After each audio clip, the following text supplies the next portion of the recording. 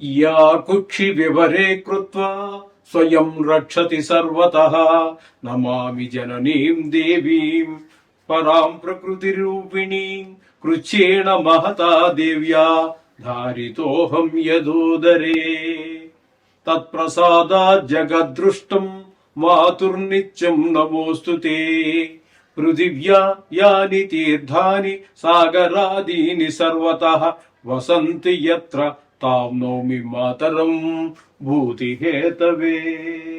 మాతృదేవో భవ. జూలై నెల 2026 సంవత్సరం గోచార ఫలితాలు ఇప్పుడు మనం చెప్పుకోబోతున్నాము. నోటికి ఏదొస్తే అది చెప్పటం ఉండదండి మా దగ్గర.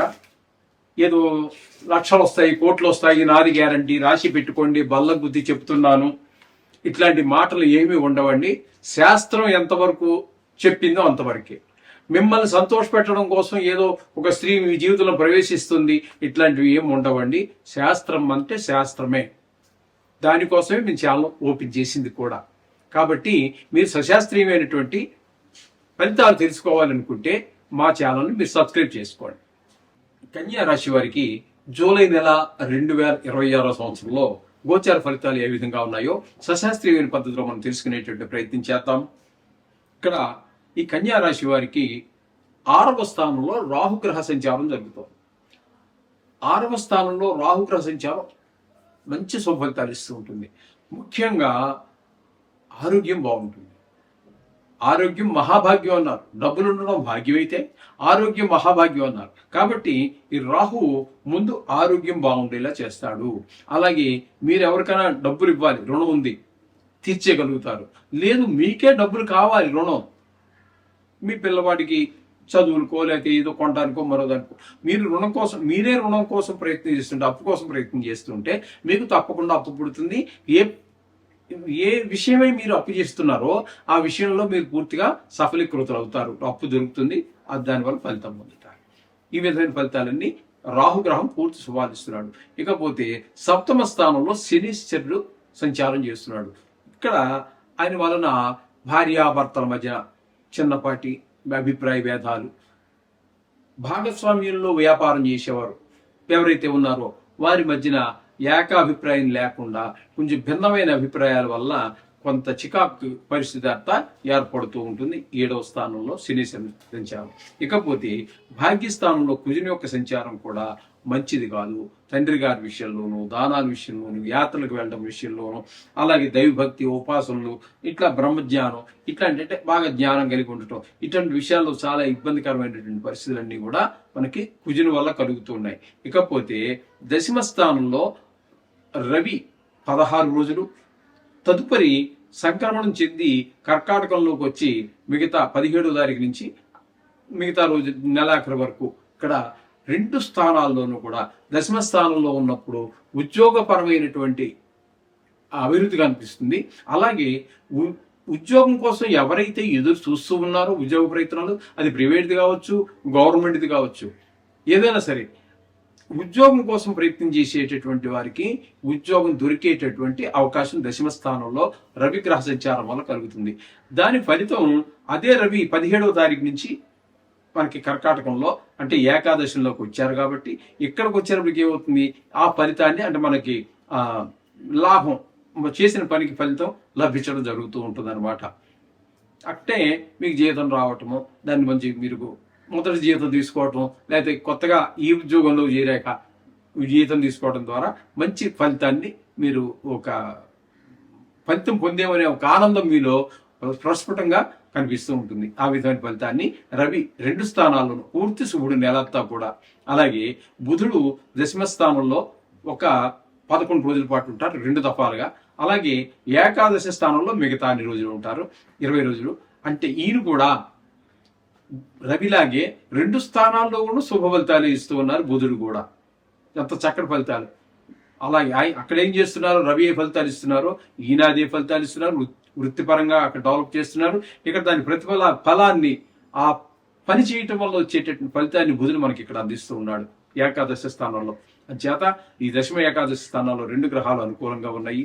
అలాగే గురుడు కూడా ఏకాదశి స్థానంలో ఉన్నారు. అది కూడా అత్యంత శుభప్రదమైనటువంటిది. మీకు చాలా చెప్పాలంటే కన్యా రాశి వారికి చాలా బాగుందని చెప్పవచ్చు.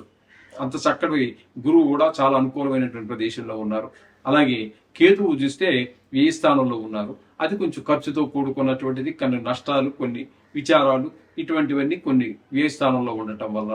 అలాగే శుక్రుని కనుక మనం తీసుకున్నట్టయితే ఏకాదశి స్థానంలో ఒక 4 రోజులు, మిగతా నెలంతా కూడా వ్యయ స్థానంలో. ఈ శుక్రుడు కూడా పూర్తి నెలంతా పూర్తి శుభుడే, వ్యయ స్థానంలో కూడా యోగిస్తున్నాడు. కాబట్టి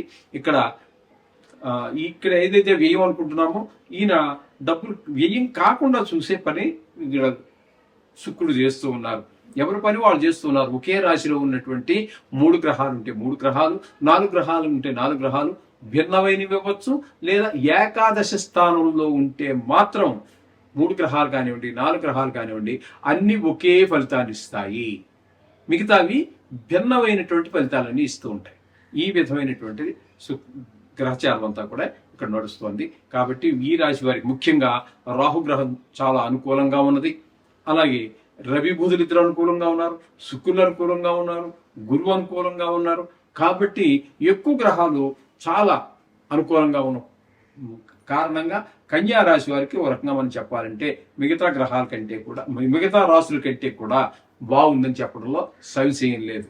ఈ విధమైన పరిస్థితి ఉన్నది. ఏదేమైనప్పటికీ కూడా వారు ఎంత అనుకూలంగా ఉన్నా, ప్రతికూలంగా ఉన్నా కూడా మనం దశమ స్థానంలో, ఏకాదశ స్థానంలో రాహుగ్రహ సంచారం జరుగుతోందండి. దీన్ని ఏకాదశ స్థానం అంటే లాభస్థానం అంటారు. మీరు ఏ పని మొదలెట్టినప్పటికీ కూడా అందులో మీరు ప్రావీణ్యం సంపాదించగలుగుతారు. మీకు ధనం, మీరు ఎక్కువ కష్టపడకపోయినప్పటికీ కూడా మీకు ధనం బాగా, అంటే తక్కువ కష్టంతో ఎక్కువ లాభాన్ని పొందగలుగుతారు.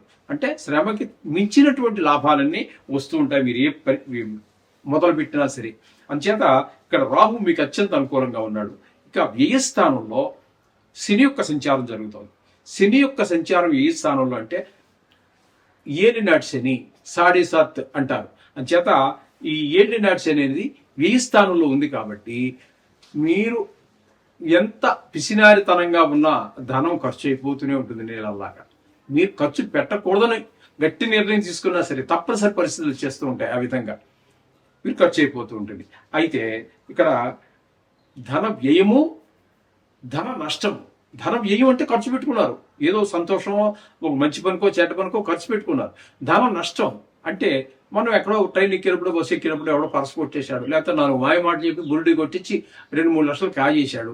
ఇట్లాంటివన్నీ దీన్ని ధన నష్టం అంటాం, దీన్ని వ్యయం అన్నాం. అంచేత ధన నష్టము జరిగే అవకాశం ఉన్నది, ధన వ్యయము జరిగేటువంటి అవకాశం ఉన్నది.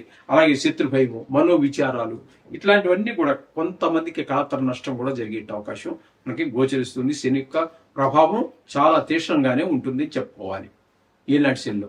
ఓకే, ఈ విధమైన పరిస్థితి అంతా మొత్తంగా మనకి ఈ మేషరాశి వారికి గోచరిస్తోంది. ప్రతి రాశికి కూడా కొన్ని గ్రహాల అనుకూలత, కొన్ని గ్రహాల ప్రతికూలత ఉండనే ఉంటాయి. కాబట్టి ఇక్కడ ముఖ్యంగా వీరికి చెప్పుకోవాలి అన్నట్టయితే శుక్రుడు పూర్తి అనుకూలంగా ఉన్నాడు, రవి పాక్షికంగా అనుకూలంగా ఉన్నారు, బుధుడు కూడా పాక్షికంగా అనుకూలంగా ఉన్నారు. ఇక రాహు పూర్తి అనుకూలంగానే ఉన్నారు. అందుచేత నవగ్రహాలు మనం ఇప్పటి నుంచి 3 సంవత్సరాల నుంచి చెప్పుకుంటూనే ఉంటాము. చాలా రకాలు ఉన్నాయి. ఏదైనా కూడా ఏ దేవుడైనా తప్పించగలడు. ఈ గ్రహాల యొక్క దుష్ట శక్తుల నుంచి, దుష్ట ప్రభావాన్ని తప్పించగలరు. కానీ చుట్టూ తిరిగి వెళ్ళటం ఎందుకు? ఈ నవగ్రహాలు అనేది కేవలము పూర్తిగా ఈ దోషాలను తొలగించడానికి మంచి చోట్ల, మంచి స్థలంలో గనక ఉన్నట్టయితే, మంచి ప్రదేశంలో గనక ఉన్నట్టయితే ఈ రాశి చక్రంలో మనకి మంచి ఫలితాలు ఇవ్వడానికి, చెడు స్థానంలో ఉంటే చెడు ఫలితాలు ఇవ్వడానికే ఏర్పాటు చేయబడినాయి. కాబట్టి అందు గురించే నేను పెద్ద కష్టమైనటువంటిది కాదు. మీ నోటికి 3 సంవత్సరాల నుంచి చదువుతుంటే 1.5 నిమిషంలో చదివేచ్చేవాడిని, లేదా 2 నిమిషాల టైం. ఈ టైంలో ఈ నవగ్రహాల యొక్క ఇది చేసుకోండి, చక్కగా మీకు ఆ దోషాలన్నీ పోతాయి, సర్వశుభాలు కలుగుతాయి. శుభం భూయాలు.